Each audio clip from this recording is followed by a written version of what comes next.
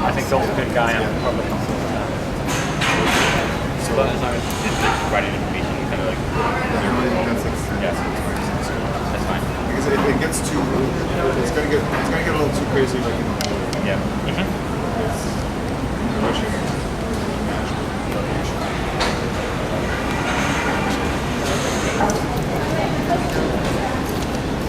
Good luck, guys. Good luck.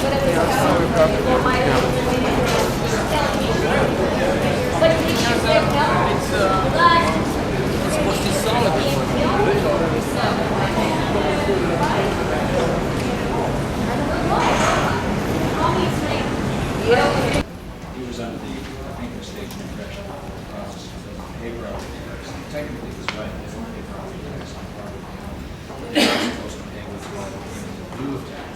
It's payment equivalent to what the taxes would have been. And the question is whether they've done that. And if they had done that, it would discharge the land registry office. So all these liens, all these orders for payments, you've got 5,000 a year, 12,000 a year, they would say discharged payment by province of. It's possible the city's paying the province for work orders in the province. It's possible. Who knows? I'm trying to find a phone that can call somebody when it's open. I actually took it a while ago. Let me just go phone around back. Sorry, it's just a bit short. Oh, thanks. Oh, but no. Oh no.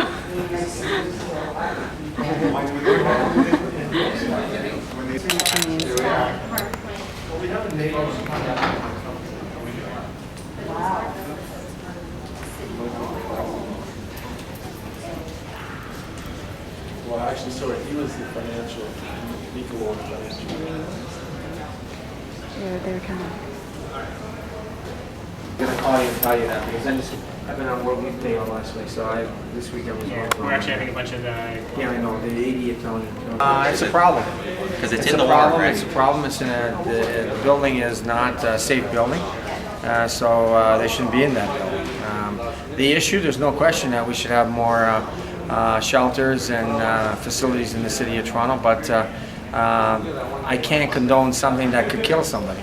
If somebody's in that building that falls and is injured or killed, then the onus is on basically the city to take some kind of, that they're at fault if they don't take some kind of action But the regarding problem that. is you've got 2 people dying every week on the streets because of homelessness. Well, does your organization or any other organization encourage more people to die? But have you been by? Have you visited this? No, I'm just saying putting yourself in a situation that you could die. If you're turning around and saying to the city that we have a concern about people on the street, you're doing exactly the same thing. But here's the thing, You're you encouraging should people to die have in a that tour building. because there's been a lot I've of seen good- that building. But I've been inside- in that building when it was closed. Okay, but there's been a lot of work that's been done. They put banisters in, they've been renovating. No, seriously. The work that has to be done is structural work that has to be done in that building. That building's in bad shape, and that's one of the reasons why it was closed down by the city, because of the condition of the building. And the city's in the process basically of putting it up for sale, that kind of The city thing. owns it, doesn't it? We're not sure about that. We're still trying to find the owner of the building at the present time, and until we find the owner of the building, until we know the status of the facility, then we'll know what direction we're going in. Now, I know that there's a delegation tried to meet with the mayor. We wouldn't meet with them. Would you meet with the folks to talk about what the concerns I don't are? mind talking to people, but at the same time, if they vacate the building, and I'm willing to sit down with them and discuss it, because I do not want to be put in a situation where somebody gets hurt in that building. That's my major concern right now, I can't see anybody putting themselves in that situation where they could get hurt, because Well, the building is in bad shape. They're actually saying that the biggest risk of getting hurt is if the police move in. Would you support the police evicting them? If we haven't made that determination yet, and we're discussing those issues right now.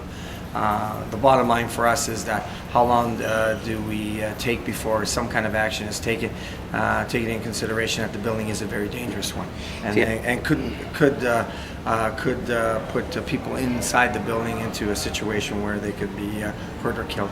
There's a fellow there, Sam, who actually moved to the building from Seton House, and he says it's way safer at the squat than at Seton House because he doesn't have he's not worried about tuberculosis, he's not worried about people right next to him who are sick. I mean, he's got a room now. He's really happy to be there.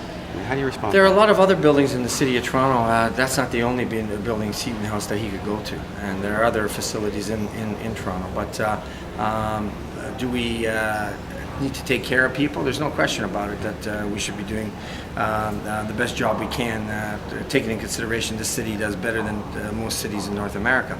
But bottom line is that if there is some concern out there on the street, it should be dealt with. But this is not the way to deal with it. To put people at risk in the building. So you would meet with them to talk about I have their no problem concerns? talking to them. I have no problem to talk to them at all. If they're being reasonable on the direction that we could be taking in the future in regards to making more affordable housing possible in the city of Toronto, I don't have a problem with talking about that. But this is not the answer, taking over a building that is of concern, of safety concern. Would you go look at the building just to see I've been in the work? building. No, but to see the work that they've done in the last 4 or 5 years. I will, if an inspector would like to go to the building and to view the building, I would go with that inspector. I have no problem with that. But the work that they've done on the building will never be up to the structural. The building's got some structural problems to it, and there's major work that has to take place. Not putting up filling up a hole or a piece of drywall hole or doing this or doing that. There's more work than that has to go to the Apparently, though, they have the unions who are supporting them, the CAW, QP, who may be prepared actually to do a lot of that So work. those Fix it up. construction guys have come in and fixed the building? Not yet, but there's Well, been work done you already. tell me why they haven't. And I can tell you why. Because they don't want to do it. They don't want to get involved in that. The neighbors seem to really appreciate the folks there. The neighbors have spoken to me too. They want to, they understand the situation of homelessness and the concerns in the city of Toronto, but they also understand that the conditions that are there at the present time right now cannot continue to go on. And they've said that to me. Do you have any other questions? Go ahead. Do you have any? Because I know the delegation is actually right here. They've been trying to meet with the mayor, so maybe they could sit down with you. I don't have a problem talking to them. Okay. Maybe we'll we ask should them. like knock Yeah. on the door now and see Yeah. if they're Yeah. It's willing up to to. them. Yeah. Why don't you do It's up to that? them. See if they want to meet with Chris, because the I local can- councillor is, you know, Yeah, is- all right. yeah. I don't have a problem. I'll be back in about 2 minutes because Perfect. I have to go here, and I'll Okay. be right back. Right.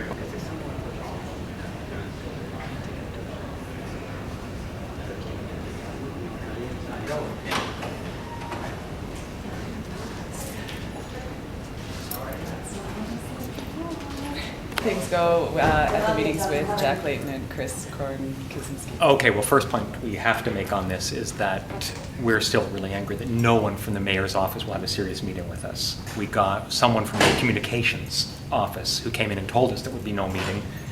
Their claim is that the province owns the building, but they can't produce any evidence of this. We had a constructive meeting with Jack Layton. That's fine, that's great, but until someone from the mayor's office is here, it doesn't really amount to very much. We appreciate the fact that Jack's trying to be part of the solution, but we need something serious from the mayor's office.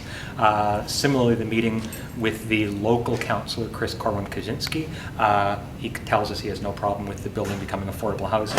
Good, but we need a political process to make that happen. We need people who claim to have some authority to act on this or some willingness to be part of a negotiation process, to commit themselves to it. And so while his overall commitment is fine, there's no specifics to move us forward, and that's really what we've got to move on next.